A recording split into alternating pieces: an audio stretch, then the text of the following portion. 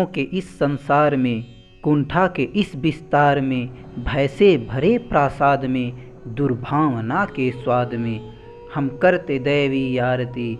रथ ले चलो बंसारथी, रथ ले चलो बंसारथी, रथ ले चलो बंसारथी।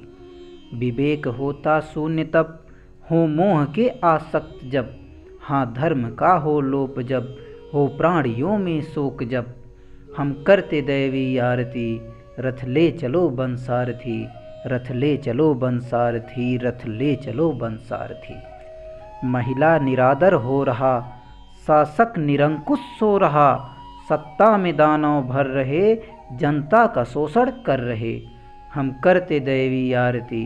रथ ले चलो बंसारथी, रथ ले चलो बंसारथी, रथ ले चलो बंसारथी। जय हिंद प्यारे साथियों, हमारे चैनल पर आप सभी का स्वागत है। आज हम बात करेंगे सारथी की।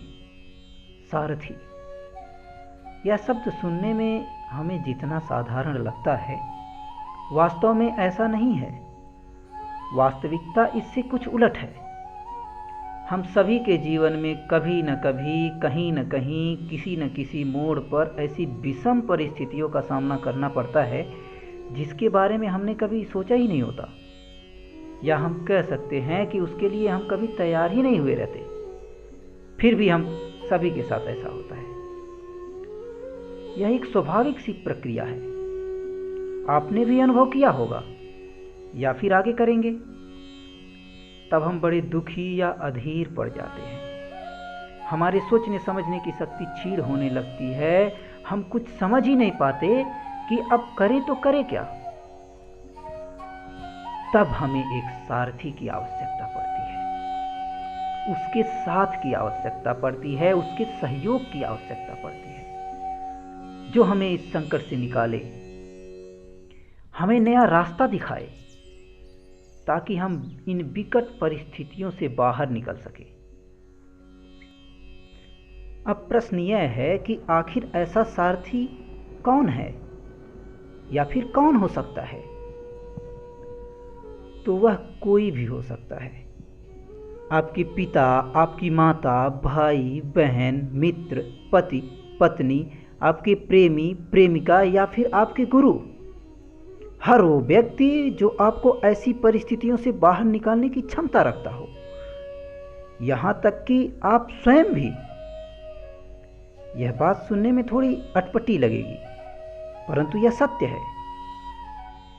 इस बात में कोई अतिशयोक्ति नहीं कि आप स्वयं के भी सारथी बन सकते हैं। कोई स्वयं का सारथी कैसे हो सकता है? यदि मैं कहूं हो सकता है तो आइए इसे समझते हैं। जब आप इतने सशक्त हो जाते हैं कि अपने किसी भी परिस्थिति में स्वयं को सामान्य रख पाते हैं, जब आपकी समझ इतनी विकसित हो जाती है कि आप हर असामान्य परिस्थिति से निकलने के लिए कोई न कोई सरल मार्ग निकाल ही लेते हैं, ऐसी परिस्थितियों में आप स्वयं के ही तो सारथी हैं। है ना सत्य बात? आखिर ये परिस्थितियां विषम होती ही क्यों हैं? अगर हम कहें कि परिस्थितियां कभी विषम होती ही नहीं, आपको यह कथन बड़ा ही असामान्य लग रहा होगा।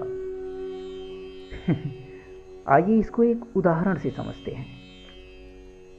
मान लेते हैं आप अपने विद्यालय में सबसे अधिक अंक लाकर प्रथम आना चाहते हैं, परंतु परीक्षा के समय आप बीमार हो जाते हैं।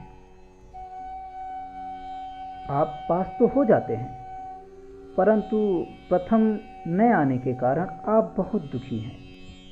अब आप इस बात के लिए तनिक भी खुश नहीं हैं कि आप बीमार होने के बावजूद भी पास हो गए, परंतु इस बात के लिए दुखी जरूर हैं कि आप प्रथम नहीं आए, क्योंकि आपने परिस्थिति पहले से ही तय कर रखी थी, परंतु वह नहीं हुआ जो कि आप चाहते थे। हमें यह समझना होगा कि कालचक्र पर हमारा कोई नियंत्रण नहीं। हमारे अनुसार ही समय चले, ऐसा संभव ही नहीं।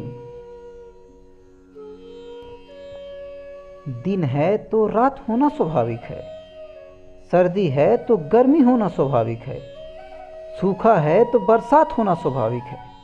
ठीक उसी प्रकार सुख है तो दुख होना भी स्वाभाविक है।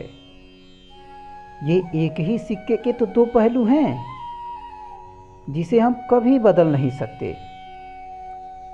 हर एक परिस्थिति का अपना अपना महत्व होता है। जिस दिन हम यह समझ जाएंगे, उसी दिन हम अपने स्वयं के सारथी बन जाएंगे। इसी के साथ मैं आपसे विदा लेता हूँ। आशा है यह वीडियो आप लोगों को पसंद आया होगा। अब मिलेंगे अगले वीडियो में। तब तक के लिए जय हिंद, जय भारत, वंदे मातरम। हमेशा आप लोग प्रसन्न रहिए और मुस्कुराते रहिए।